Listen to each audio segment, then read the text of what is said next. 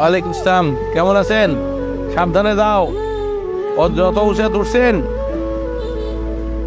আব্বা মারা যাওয়ার পর সত্যিকার অর্থেই আমার তো জীবনের সব থেকে বড় শক্তি ছিল দাদি।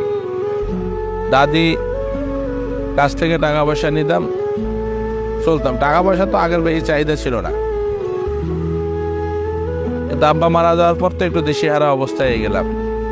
নেত্রীর কাছে সুধা সদনে গেছিলাম, এত চেষ্টা করছি সেদিন, কিন্তু চোখের পানি কেন তারা আটকাইতে পারি নাই।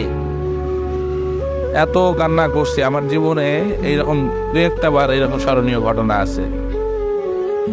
কিন্তু দেখ, নেত্রী কিভাবে মনে রেখে দেখা করছি। একবার নমিনেশন দেওয়া এমপি হলাম, এরপরে মানুষের জন্য কাজ করে যাচ্ছি।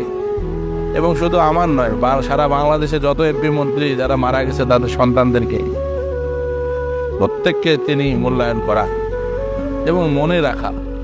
একজন শেখ হাসিনা আওয়ামী লীগ যারা করছে তাদেরকে যে মনে রাখছে, আসসালামু আলাইকুম, মনে রাখছে। বাংলাদেশ আওয়ামী লীগের কয়জন নেতা আছে যে সারা বাংলাদেশের মানুষকে চেনে? হাতে গোনা কয়েকজন আছে। কিন্তু বাংলাদেশ আওয়ামী লীগ তো একটা বিশাল দল, অনেক বড় দল। এই যে জেলার থেকে উপজেলার থেকে যে মানুষগুলো যায়, যাওয়ার পর যখন নেতার কাছে যায় একটা কথা বলা, নেত্রীর কাছে কথা বলে, এই যে কাছে বসে নিয়ে একটা কথা কয় না, আর 40 বছরের মনে কর সার্থকতা হয়, মনে কর ফিরে পায় সেখানে। বঙ্গবন্ধু কন্যার কাছে দেখছি অসংখ্য মানুষ সারা বাংলাদেশ থেকে যায়, গণভবনে যাচ্ছে, দেখা করতেছে, গামাতা সত্যায় দিচ্ছে, চিকিৎসা করাচ্ছে। আর পারে কিভাবে? ঘুমায় না তো। আমার কাছে মনে হয় যে মানুষটা বোধহয় মানে রোবটের মতন। আমাদের খুব যখন মানে সংকট মনে হয়, বিশেষ করে অনেক সময় আসে না যে এবার নির্বাচনে কি হবে, এই কী যে ঘটনা ঘটে, এবার তো বোধহয় আর পারতেছি না। কিন্তু ওনার কাছে যায় যখন মিটিং টিটিং করে কাছে যায় দাঁড়ায় না, একটা নতুন একটা উদ্যম, নতুন একটা স্পিড তৈরি হয়ে যায়। মানুষটাকে কখনোই দেখি নেই যে সব কোনো হতাশাতে সে ভোগে কখনো।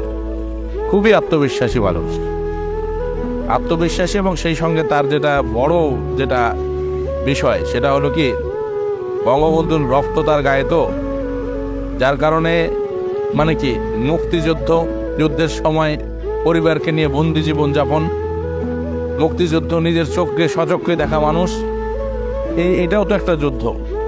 যুদ্ধের সময় বন্দি অবস্থায় থাকা, এটাও একটা যুদ্ধের মানে যে কোনো সময় তাদেরকে মারার জন্য তো কয়েকবার অ্যাটেম্প নিচ্ছে, যে কোনো সময় হত্যার একটা কিন্তু ওই যে মরতে মরতে বেঁচে থাকা মানুষটা বাংলাদেশের এই সমস্ত মানুষের দায়িত্ব নিয়ে দেখ কিভাবে। মৃত্যুর চেয়ে একজন জীবিত মানুষের কাছে ভয়ঙ্কর জিনিস আর কিছু নাই।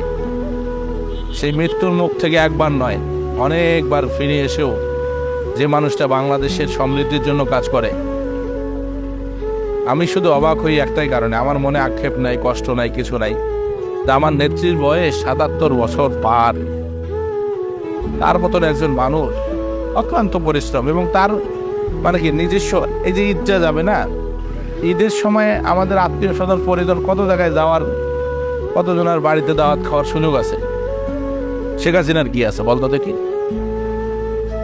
শেখ হাসিনার কি আছে? শেখ হাসিনার ওই বাবুর্চিরা রান্না করে, মাঝে মধ্যে হয়তো বোন আসে, বেড়াবেড়ি আসে, এই পর্যন্ত। কিন্তু তার তো একটা স্বাধীনতা। এদেশের মানুষের জন্য যেভাবে 1971 সালে বঙ্গবন্ধু পরিবার কারাবরণ করছিল, জোয়ার ভালো আছে, এখনো দেখ বন্দি জীবন যাপন করে সব সময়, এত প্রোটোকল, এত কিছু মানুষজনের মধ্যে। ওই জন্য মাঝে মাঝে খুব ইচ্ছা হয় টুকটাক মাছ টাছ ফল টল এগুলো পাঠার চেষ্টা করি, কিন্তু জানি না নেত্রী খায় কিনা। আমার মনে হয় যে অবশ্যই হয়তো বা দু এক টুকরেও যদি খায়।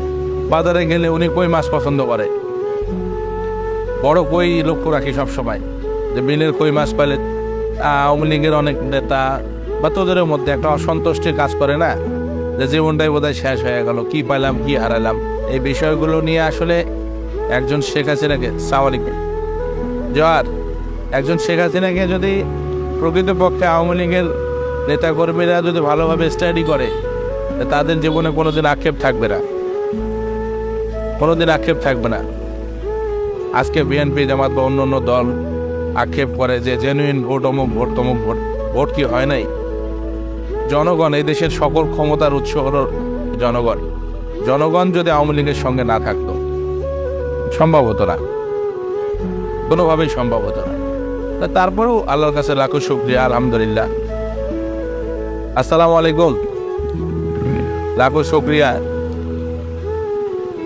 বঙ্গবন্ধু কন্যা তো সত্যিকার অর্থে খালি হাতে এই দেশে আসছিল। খালি হাত থেকে দেখ, আমাদের এমপি মন্ত্রী যারা ছেলে মেয়ে আমরা আছি, তাদেরকে যেভাবে উনি সম্মান দিছেন, আমাদের মতো মানুষ 3 বারের এমপি হওয়া এটা চারটিখানি কথা। কি এমন যোগ্যতা আছে? কি যোগ্যতার ভিত্তিতে একবার উপজেলা চেয়ারম্যান, 3 বার এমপি? নিজেই পাই না। এখন যেটা চেষ্টা, সেটা হলো এই এলাকার মানুষের জন্য কর্মসংস্থান কিভাবে করা যায়। এখন আসসালামু আলাইকুম, প্রধানমন্ত্রীর কাছে তো সব কথা বলা যায় না, কারণ ওখানে অনেক কথা নিয়ে যাই, বলতে চাই, কিন্তু দেখা গেল যে ওই সামনে গেলে সব কথা হারা যায়। কিন্তু নেত্রীর কাছে যেটা গেলে মনে হয় মানে কথাটা আমরা গোছাই নিয়ে যাই। আমার শুধু না, অনেকের। ওয়ালাইকুম সালাম। আমার শুধু না, এরা ম্যাক্সিমাম এমপি মন্ত্রী যারাই আছে, সামনে গেলে, ওনার সামনে গেলে কেন জানি মানে কথাবার্তা সব এলোমেলো হয়ে যায়।